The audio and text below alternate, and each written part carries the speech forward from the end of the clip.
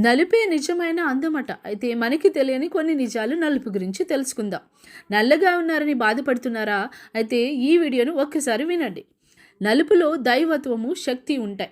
మన పురాణ కథలు ప్రకారం అతిలోక సుందరులైన శ్రీకృష్ణుడు, శ్రీరాముడు ఇద్దరు కూడా నల్లని ఛాయవారే. అయితే అతిలోక సుందరులు కూడా. నలుపు మన భారతీయులకు ప్రకృతి ఇచ్చిన గిఫ్ట్. మెలనిన్ ఎక్కువగా ఉండడం వల్ల సూర్యుడి నుంచి చర్మానికి ఎక్కువ రక్షణ లభిస్తుందట.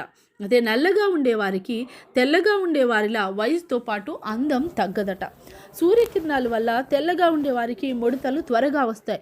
అయితే నల్లగా ఉండేవారు సూర్యకిరణాల నుంచి తొందరగా రక్షించబడతారు కాబట్టి వారికి ముడతలు చాలా లేటుగా వస్తాయట. అయితే నల్లగా ఉన్నవారు కళ్ళు ఎక్స్ప్రెసివ్గా బాగా కనిపిస్తాయట. అందువల్ల ఎక్కువగా అట్రాక్టివ్గా ఉంటారట. సూర్యుడితో జీవించే మన దేశానికి నలుపు ఒక రక్షణ కవచమట.